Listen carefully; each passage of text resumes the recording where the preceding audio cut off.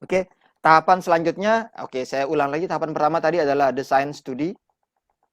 Tahap kedua adalah pengumpulan data. Nah, sekarang setelah datanya terkumpulkan, nah, bagaimana kita cara menjelaskan datanya? Bagaimana cara mendeskripsikan datanya?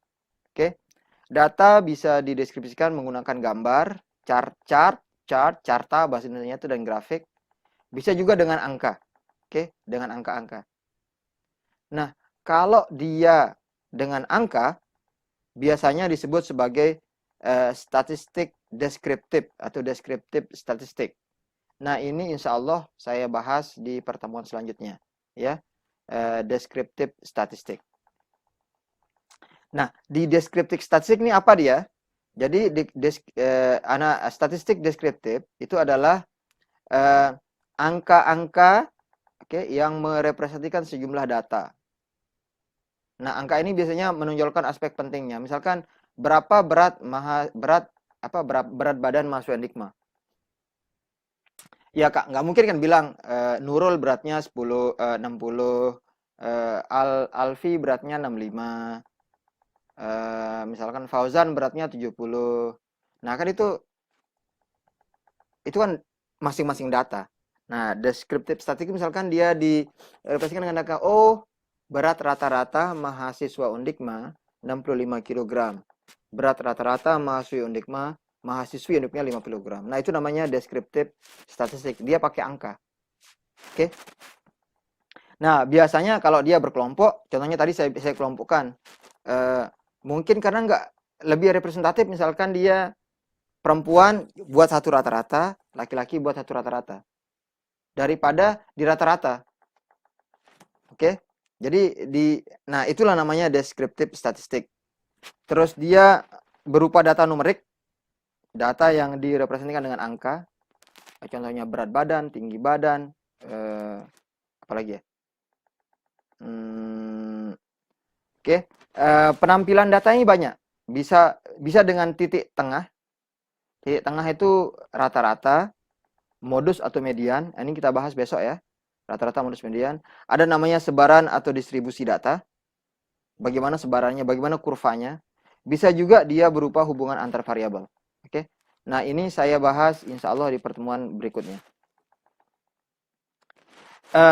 Presentasi data juga dibuat masuk akal.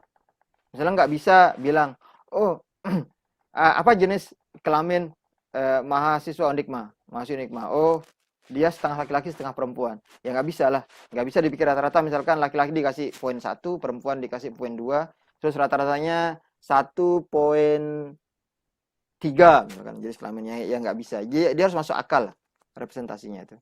Nah, besok insya Allah kita selesaikan semua tentang statistik deskriptif di kuliah selanjutnya. Oke, cara kedua. Tadi kan cara pertama menjelaskan data itu menggunakan statistik deskriptif. Cara kedua kita menggunakan chart atau grafik. Oke.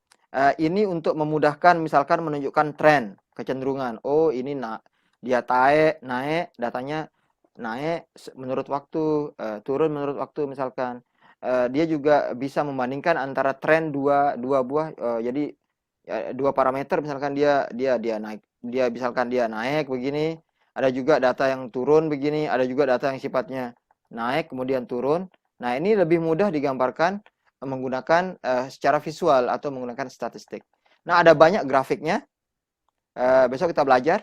Ada namanya pie chart, ada namanya bar chart, ada namanya scatter plot, dan lain-lain. Itu kita pelajari insya Allah nanti. Jadi, nanti kan ini ada banyak jenisnya nih. Ini cuma beberapa yang saya sebut aja. Dia ada banyak jenis. Nanti kita akan belajar memilih. Jadi kalau saya punya data seperti ini, bagaimana grafik yang tepat? Apakah saya pakai pie? Pie itu kayak apa ya? Kayak pizza itu ya pie. Kayak pizza itu yang bulat itu. Jadi dia bentuknya gini, terus ada yang begini, begini, begini kan, ini pie chart namanya. Ada yang bar itu dia grafik seperti ini, terus dia naik satu, ada yang begini, misalkan dia begini, ini bar chart. Ada namanya scatter plot itu yang kayak gini, ada titik, ini scatter plot namanya. Nah, ini datanya seperti ini. Ya, ini kan saya bisa pilih scatter plot yang ini, atau saya bisa pilih pie chart, atau saya juga bisa merepresentasikan data saya dengan menggunakan apa namanya, bar chart, yang tergantung karakteristik datanya.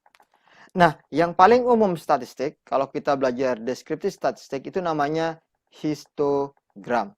Nah, kalian ini wajib bisa bikin histogram di kuliah ini.